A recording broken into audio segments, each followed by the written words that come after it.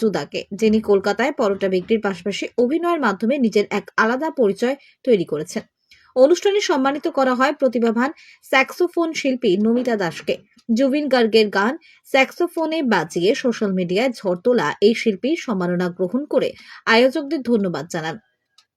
অনামিকা সাহা এবং সুজিত মণ্ডলের মতন বড় মাপের ব্যক্তিত্বদের সাথে শিলিগুড়ির স্থানীয় মেধার এই মেলবন্ধন উত্তরবঙ্গের সিনেমা জগৎকে আগামী দিনে আরো বড় স্বপ্ন দেখতে সাহায্য করবে।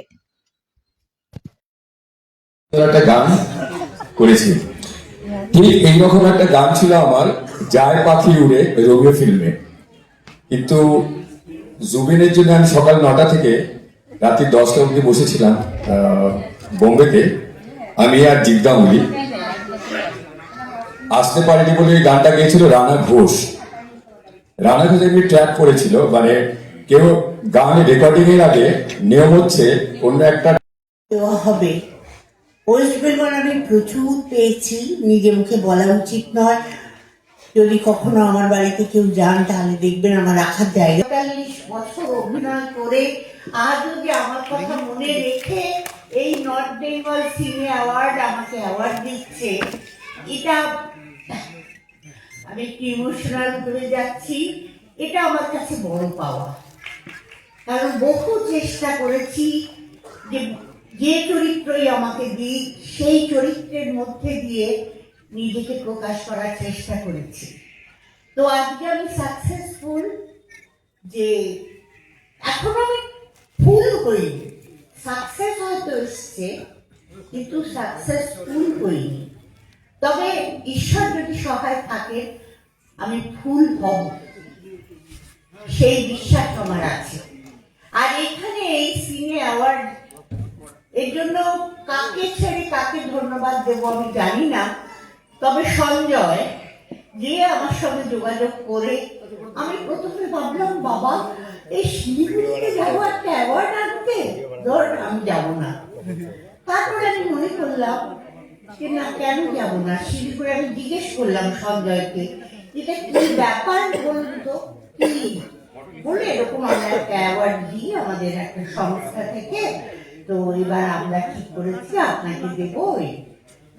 শুনে না কিরকম যেন মনটার মধ্যে হলো। ও কথা বলাটাই ওই রকম, ও খুব দুষ্টু মিষ্টি। তো সেই জন্য ও বললো আমিও আমার একটা ছবি রিলিজ করবে 23শে জানুয়ারি। মানে বাংলায় এরকম ছবি আপনারা দেখেননি। আমি আজকে মঞ্চে দাঁড়িয়ে বলে গেলাম যে এই ছবিটা দেখার পর আপনারা বলবেন যে বাংলাও পারে হরর ছবি। ভানুপ্রিয়ার ভূতের হোটেল, যেটা উইন্ডোজ প্রোডাকশন, শিবপ্রসাদ নন্দিতার। তো সেইখানে ভানুপ্রিয়া ভূতের হোটেলের উদ্বোধন, মানে 23শে জানুয়ারি রিলিজ করবে।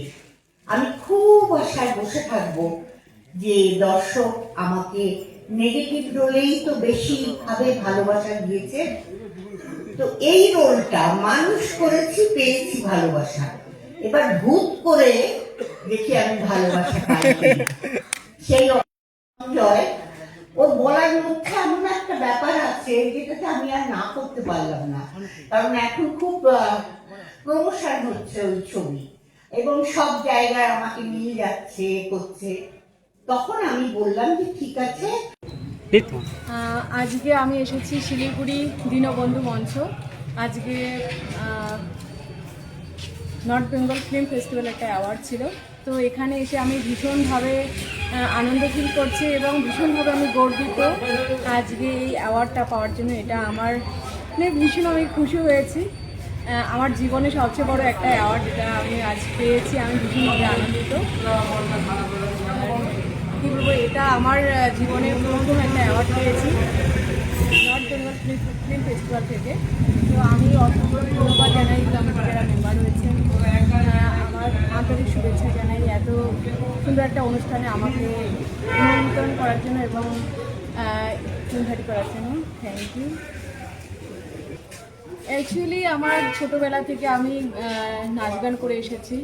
তো নাচ গানের থেকে আমার আস্তে আস্তে শুরু হয় স্যাক্সোফোন বাজানো, এবং স্যাক্সোফোন বিশেষ করে ভাইরাল হয়েছে কিছু কিছু গান, যেগুলো গান আমি বাড়িতে জাস্ট প্র্যাকটিস করে ছেড়েছি। সেই গানগুলো ইদানিং আমাদের যে আসামের যিনি সিঙ্গার রয়েছেন জুবিন স্যার, উনি আজকে আমাদের মাঝে নেই, কিন্তু ওনার যে গানগুলো রয়েছে সেই গানগুলো প্রচুর পরিমাণে ভাইরাল হয়েছে, যেগুলো আমি স্যাক্সোফোনে বাজিয়েছি এবং সেগুলো পোস্ট হয়েছে।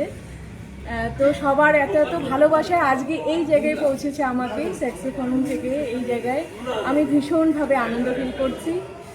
আর কি বলবো আপনাদের, এই অ্যাওয়ার্ডটা এটা আমার কাছে অনেক ভীষণ বড় একটা পাওনা, যেটা আজ পেয়েছি।